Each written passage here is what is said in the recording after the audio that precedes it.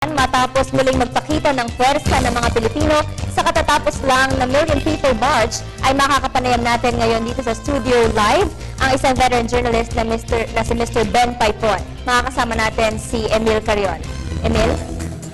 Maraming salamat, Bill. At ngayon nga, tayo ay pinalad dito sa Balitaan na bisitahin ng isa sa mga kagalang-galang at batikang broadcaster sa Pilipinas, si Mr. Ben Paipon. Magandang umaga po, Sir Ben.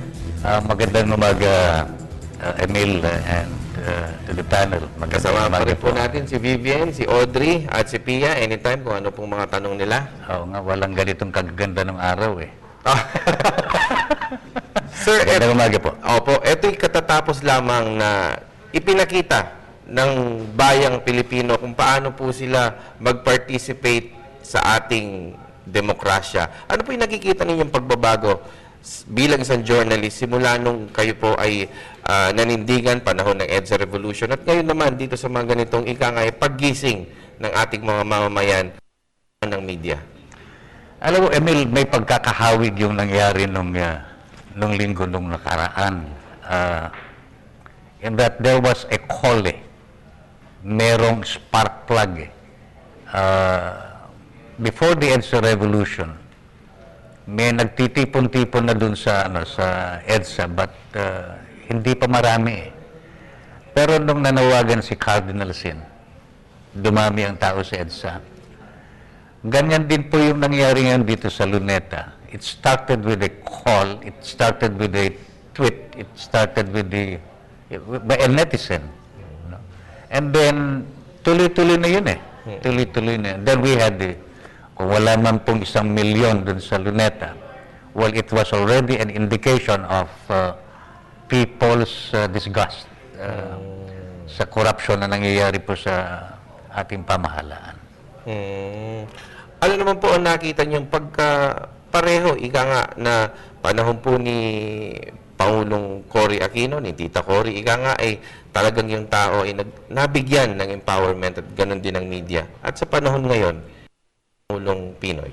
Alam mo, nung araw napakahirap ang komunikasyon katulad po ng pagbalik ni Noy sa Tarmac, there was only how many broadcast stations then.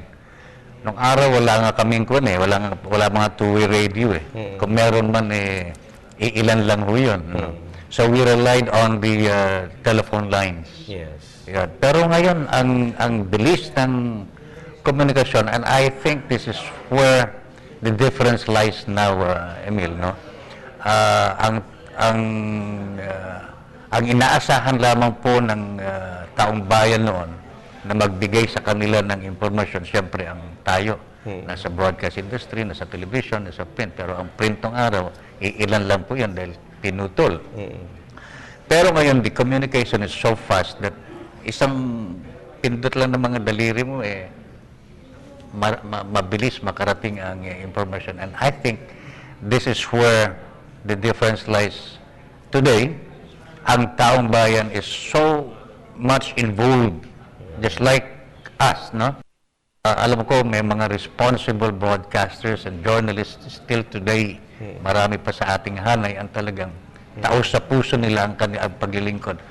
And they have partners now in the people. Yes. That is why even the President must have realized this, no? Talagang nakita po ng ating Pangulo na ang taong bayan ay talagang masigasig na natutulong at tumutulong sa ating pamahalaan. And I think ito po ang nakapagdagdag sa media sa nagampanan ang tungkulin para sa bayan. Nabanggit nyo na rin yan, yung gampanan ang tungkulin para sa bayan. Gaano po kahalaga yung trabaho ng mamamahayag simula noon hanggang ngayon, lalo sa ating demokrasya, lalo na ngayon, in line with the tuwid na daan advocacy po ni Pangulong Noynoy? Alam mo, ang media ngayon plays a very important role sa paghubog, sa decision-making prowess of the people. Napakahalaga ho yung natin sa ating po mga kababayan, sa mga nakikinig, nanonood ng television, and so on and so forth. Kung affected o infected yung message mo, infected din po yung tanggap ng tao. That is why the media either makes or breaks a nation. Depende kung anong ipinalala mo na, kung mali yung ating impormasyon, kung propaganda yung impormasyon niya for the interest of one group na hindi naman po sa interest ng taong bayan mismo ang ibinibigay po natin. Delikado ho yun eh. So ito tayo ho na, and I think even the media today, as in the past, hindi naman nagbabago yung interest and responsibility na ipinakikita ng mga media. Tingnan mo, sa ibang mga networks nga, makikita mo talaga, they are so much involved to a point that they would give their own lives. Yes.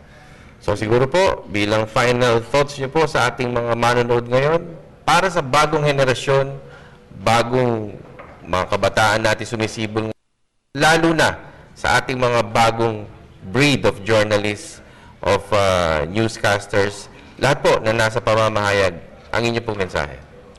Simple lang sa akin, as in the past, when we organized the Philippine Union of Broadcasters, there was only one intention we had in mind, and that is to create a new breed of broadcasters. That's why we attempted and tried our very best to give lectures and workshops to new broadcasters. At meron na po tayo mga graduates na nasa larangan ng pamamahayag sa ngayon.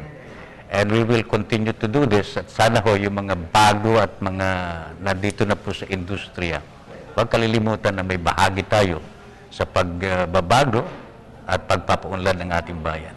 Kung hindi natin gagampanan ang ating tungkulin na makatulong sa ating gobyerno, wala na tayong aasahan. Maraming salamat po, Ginoong Ben Paipon. Tagahanan niyo po ako. Napakahalaga po ng partisipasyon ng media, ng komunidad sa pagpapalago ng demokrasya. At yan po ang ating narinig at nalaman at natunghayan ngayon dito sa ating guest na si Mr. Ben Paipon.